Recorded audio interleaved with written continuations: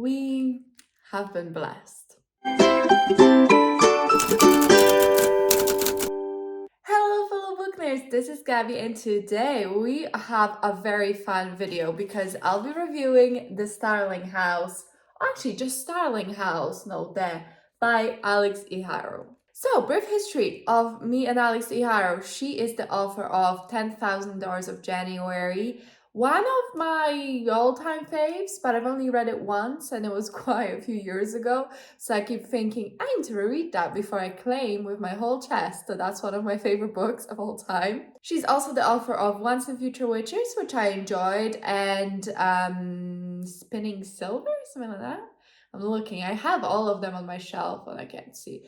But it's like a novella series, retelling of many fairy tales, which I thought was okay. So the author's first book, $10,000 of January, was obviously the biggest win for me. And then I enjoyed her works, but nothing quite captured the love I had for $10,000. But I knew that if I just kept at it, and I will always read her new releases, and you know, some of them will wow me, some of them I will absolutely love, some I will enjoy, and I was kind of okay with whatever. That's why I was like cautiously optimistic picking up Starling House. I didn't even really remember what it was about from the synopsis. I was like, I'm just gonna buy it and we're just gonna see. And I've read it and it's time to talk about it. I have read it yet last night. I think I read about maybe the first 100 pages I read a day prior, but the rest I read in one sitting. So that's pretty damn good. So let's talk about Starling House and start with a bit of a synopsis so we're on the same page. Okay, so Starling House, we follow Opal, who is a 26-year-old woman living in a motel with her little brother. Basically, how I imagined her situation to be was a little bit like the eldest sister from Shameless.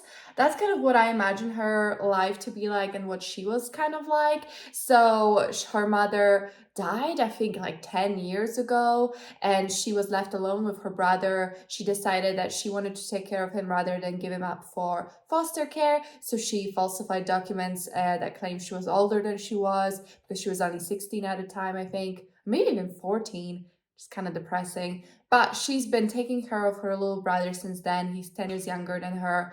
And they've been living at a motel. She works like a minimum wage job and tries her hardest to save money to send her little brother to a really good school. She lives in this kind of beat down end of road town in like Connecticut, I think, or Kentucky or somewhere like that. And she doesn't really know any better. She did travel with her mother a little bit before her mother passed away, but her mother was one of these like super free-spirited, running away from something / towards something, kind of chaotic characters. So her life's been always fraught with a lot of struggle, and she's always dreamed of having a home. Maybe that's why Starling House and kind of an illustrious, questionable children's book that was written about it always had such a grip on Opal.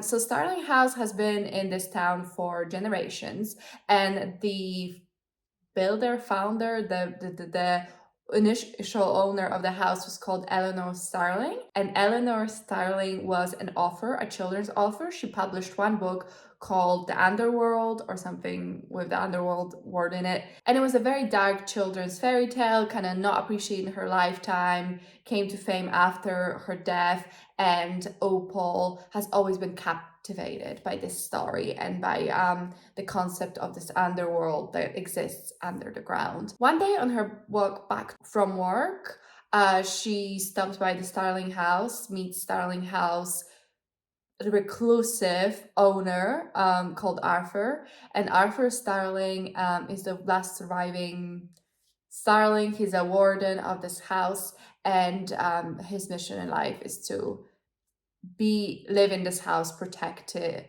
and protect others from it in some sense. And Opal basically gets a job as his housekeeper, and that's kind of how we kick off. So let's chat about what I liked about it, what I didn't, and it's spoiler free, so you can see all of the timestamps down below, but let's kick it off.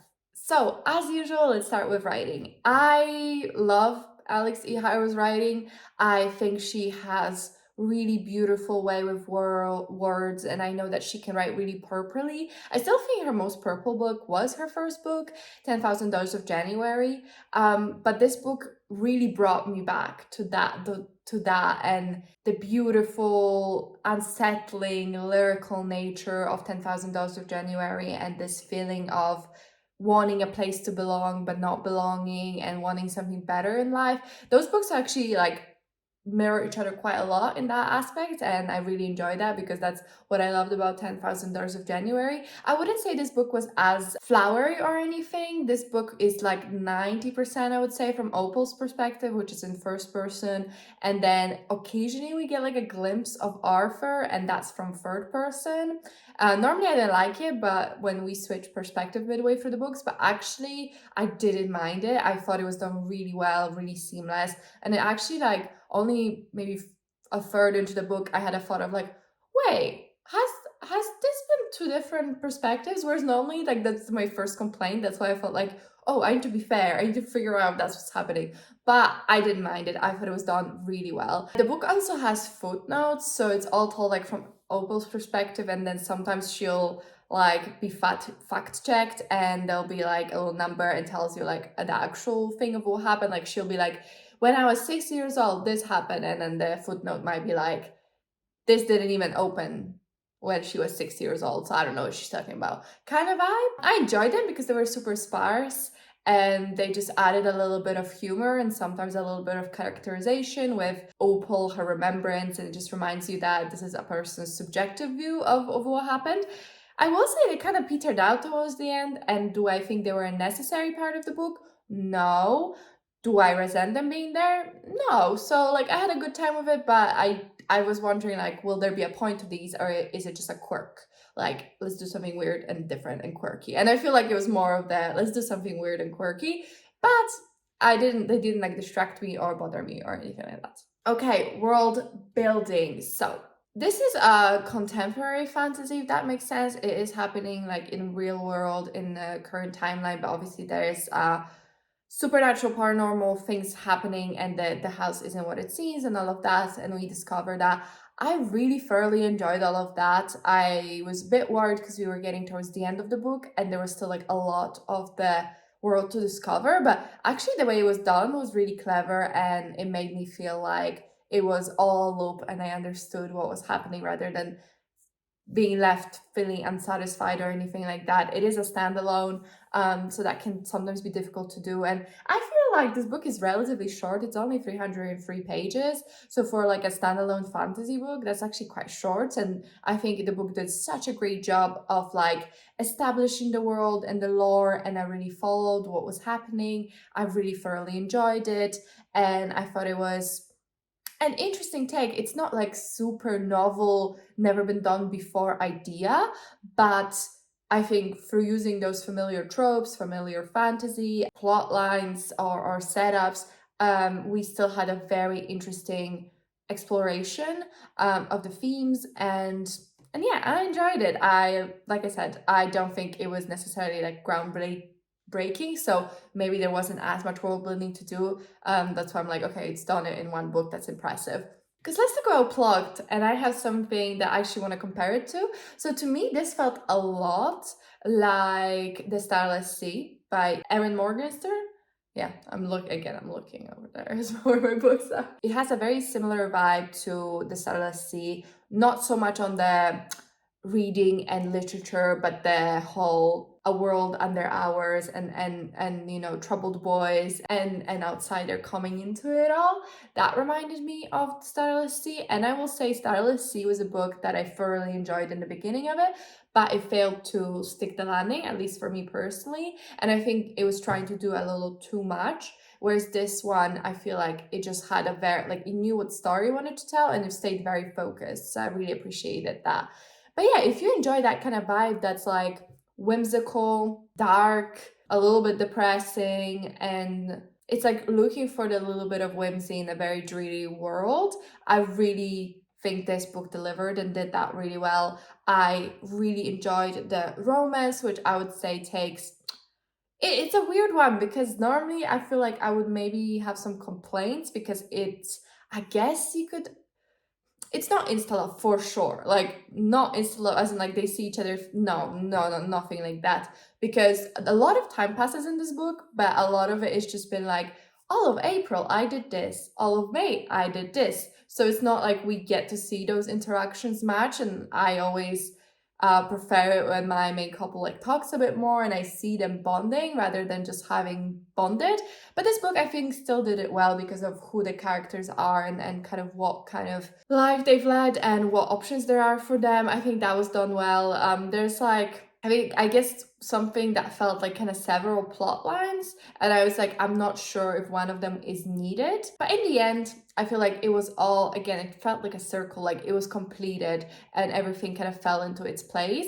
Again, I feel like there were bits that I was like, it wasn't necessary. No, I specifically mean like a character that's kind of this pushing force for Opal to like find out more about the house. And I feel like Opal already was really interested in the house, so she could have just gotten there by herself. But it added a bit of drama, and I understand that, and it created some really cool scenes. So I enjoyed it. I think overall the book really delivered its message, explored really interesting points.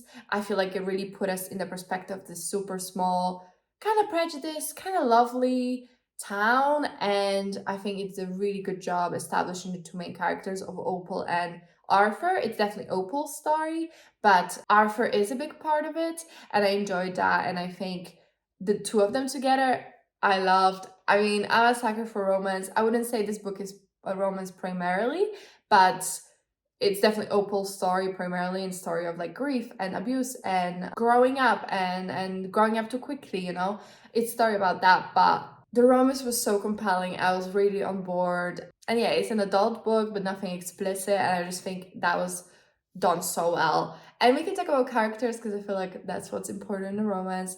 Obviously, Opal, I found her fascinating. Again, she really reminds me of that Shameless character that I'm thinking and blanking on her name. But Opal, extremely compelling. I think she, obviously, you kind of meet her and she seems like this cheat and thief and someone with really low morals, but that's totally because of her circumstances and how she was thrust into this world and what she had to do to survive. And I had a lot of empathy for that. And I think she grows and you get to know her real personality, what she would be like if she didn't have to do all these things. And I really enjoyed that. I found her need to find a home and the desire to belong really compelling. And she was just brilliantly done.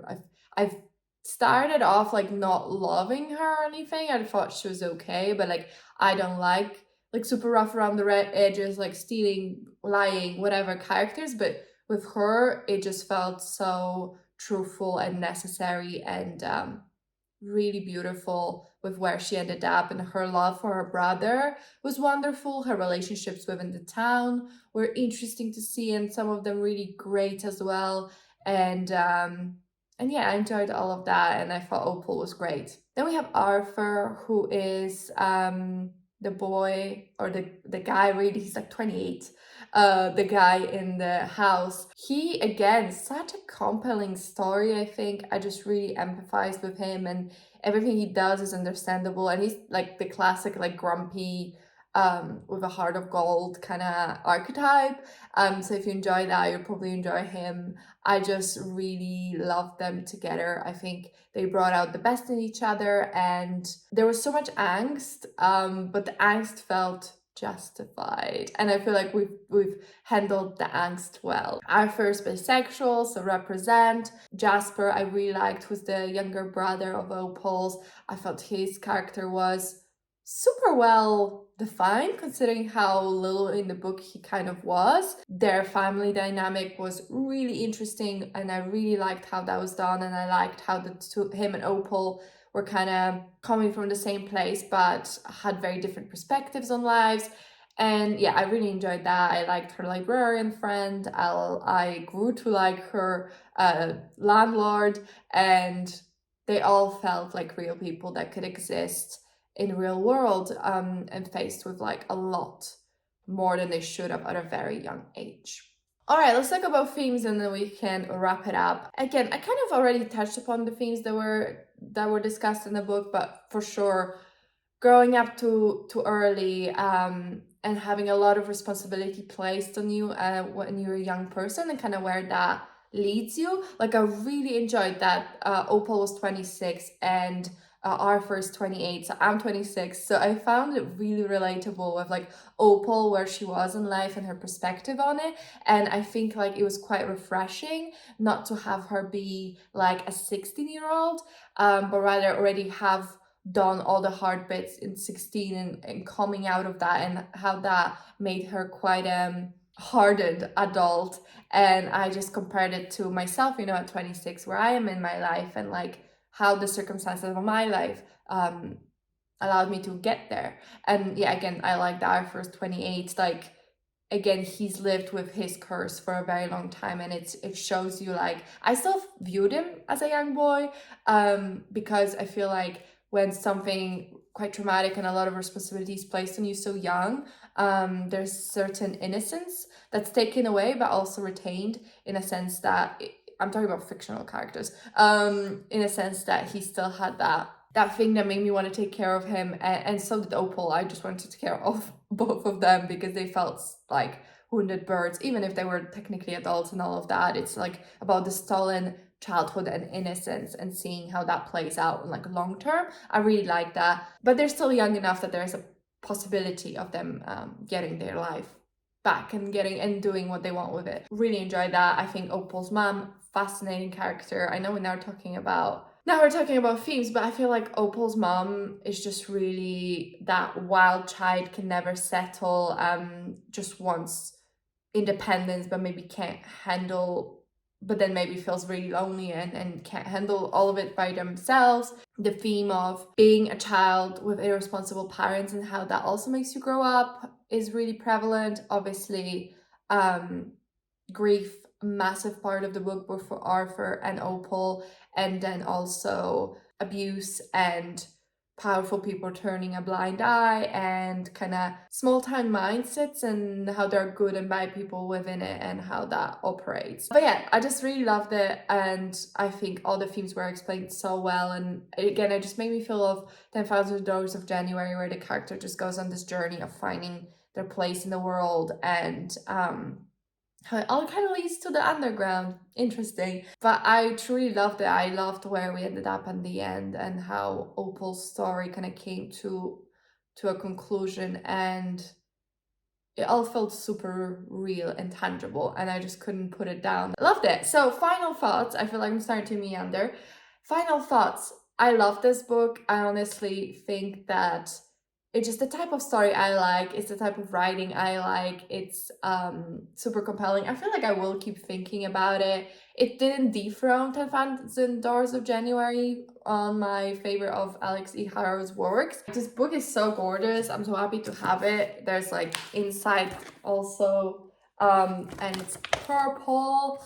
It's very, I wanted to do a purple lip, but I don't have that kind of purple, so it doesn't necessarily match, but it's okay. I'm very happy that I will have this on my shelf. For some reason, when I saw this book, I thought it was YA. It is not. 5 stars from me. I'm so glad, because you know when you read from an author and you're like, oh my god, this is it. This like I love this author's work. And not that I didn't like her other works, but nothing quite hit as hard, and this one did. I hope you also liked it. If you ended up picking it up, let me know if you did. Did I entice you to pick it up? And if you enjoyed this video, if you could comment, like, and subscribe, I really, really appreciate it. It really helps me out. But that's it from me, and I'll see you in my next one. Bye!